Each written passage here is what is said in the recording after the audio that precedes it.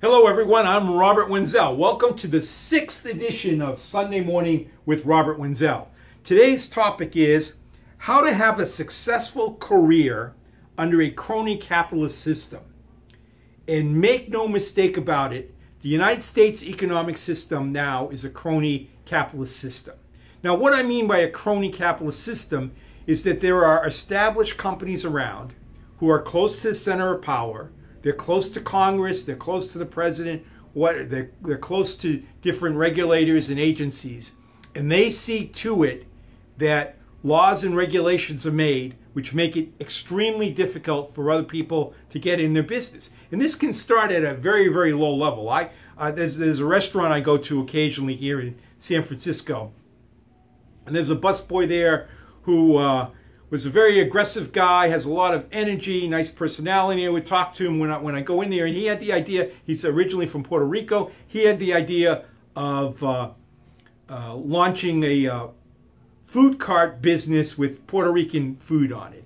And so one day he told me about his idea. He had the food cart picked out that he wanted. He was going through the process of getting the license. So there was one license he got, then he learned that there was another license he had to get, and then there was a third license, and then by the fourth or fifth time I'm in there, there's like a fourth license, and then finally he just gave up.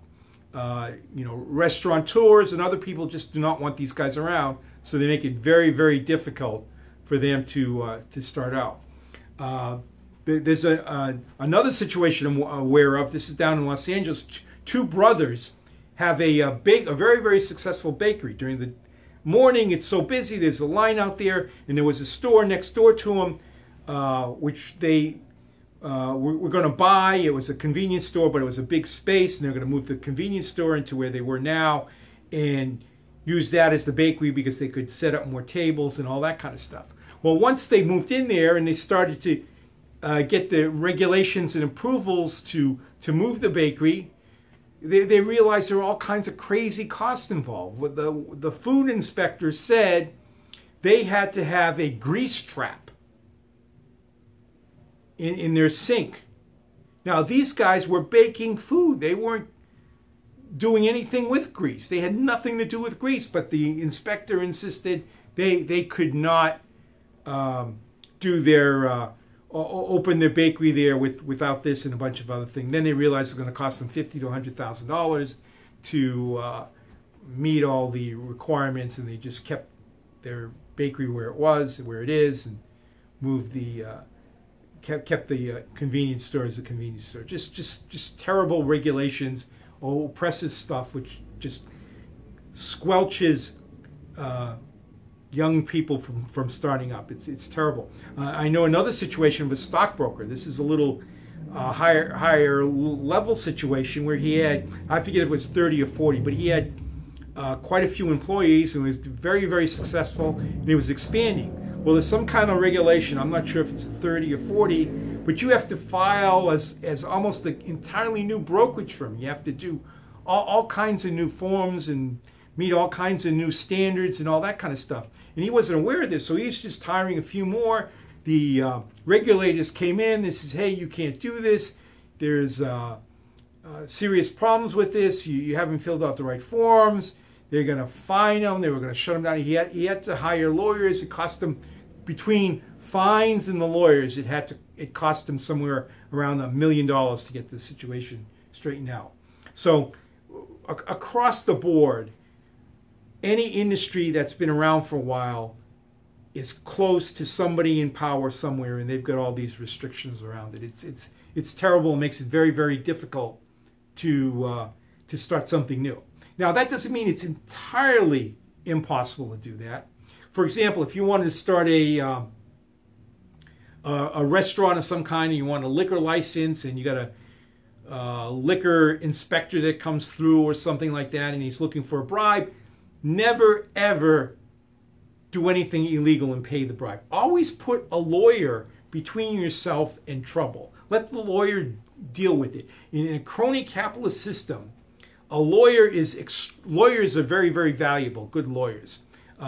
There's going to be it's sort of a bell curve. There's some lawyers that are just bad. These are the lawyers that sort of know the law and say, well, you can't do that because the law says you can't. They're no good. There's a group in the middle that realizes that when you're doing business, these laws are terrible and will try and help you out. But then there's some right on the other end of the bell curve, and these guys are sharp. They know the rules, they know the law, and they know how to get around problems. Those are the ones you want to find. And to the degree you're doing creative stuff in a capitalist system, crony capitalist system, you just want to collect the names of those guys because they're very, very valuable in different situations. So back to this liquor situation. So suppose you want a liquor license. You just find the lawyer. Find the lawyer that either specializes in beverage licenses. Find the lawyer that's the cousin of the inspector or something like that. I mean, it's remarkable what can be done when a lawyer is involved. You can look at situations where David Letterman, for example, someone was blackmailing David Letterman because he was having an affair, and that guy ended up in jail. Meanwhile, Gloria Allred's got all these women all the time, and she's suing guys left and right, and she for things very, very similar to that. But she knows the law, and she knows how to present it, and all that kind of stuff, and payments are made all the time. So you just got to know how to find the right lawyers, and then make sure that if you get in a situation where either there's regulations which you need to know how to get around, or somebody's asking you for a bribe, do not do that. Stick the lawyer in the middle. Give you an example of how I used a lawyer once. There was a situation I was dealing with, and it would have meant about $100,000 to me. And this guy had a couple of different options on how to go other people. And then he told me that he had to structure it a certain way because he's some kind of SEC problem he had 4 or 5 years down the road that was still sort of like hanging as a dagger over his head. But I realized the problem he had with the SEC was something that could be taken care of and just banished. It wasn't really as serious a problem as he thought it was. So I called up a lawyer that I know is a very, very good SEC lawyer. I says, hey, look, here's the situation. I mean, do you think this can be fixed? And he goes, yeah, it costs. So I asked him how much it would cost. He tells me it would cost 10 grand. So I go back to this guy and say, look, do this deal with me, forget the other guys, and I'll take care of this for you. I got the lawyer. He'll make it go away.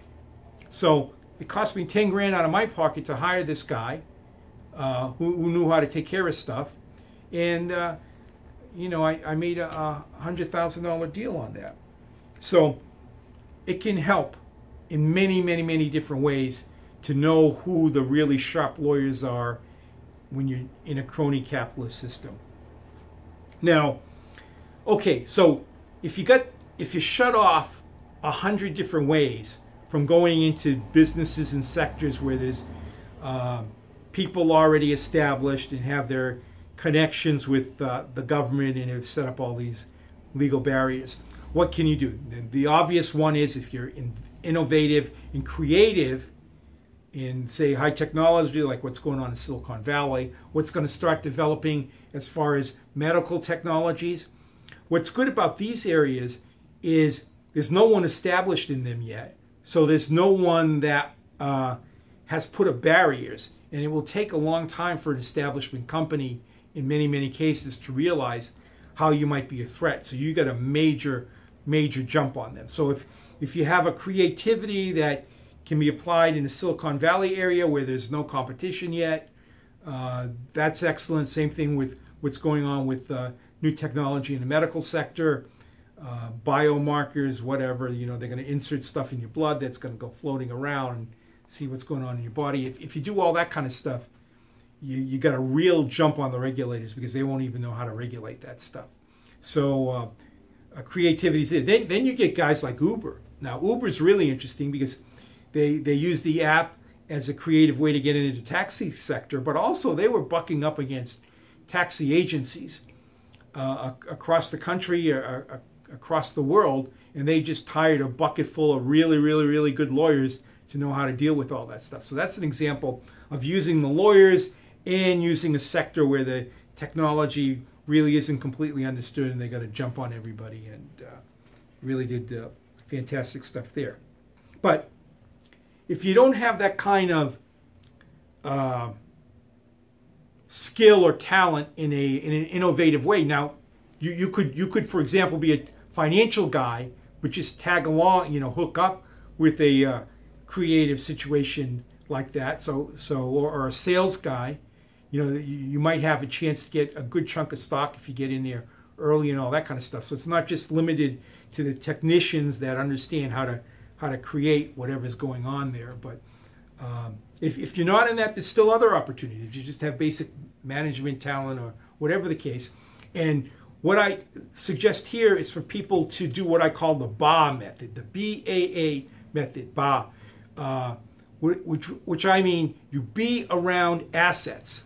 You get a job in a company that is the largest company that you can think of in your area, or one of the largest. It doesn't have to be the largest, but just a large multi-billion-dollar corporation.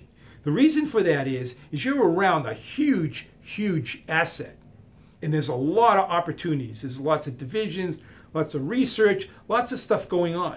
Now, when you start out, they're really not putting a lot of the assets in front of you that you're handling, but they're giving you probably a desk, a chair, and a computer. So that's as much as they're willing to stake on you in the beginning. But think of that as sort of an entry test in there, and then you can see what's going around, whether there's a straight line advance for you, whether you could move sideways or something like that, or to one of the other divisions, or whatever the case might be.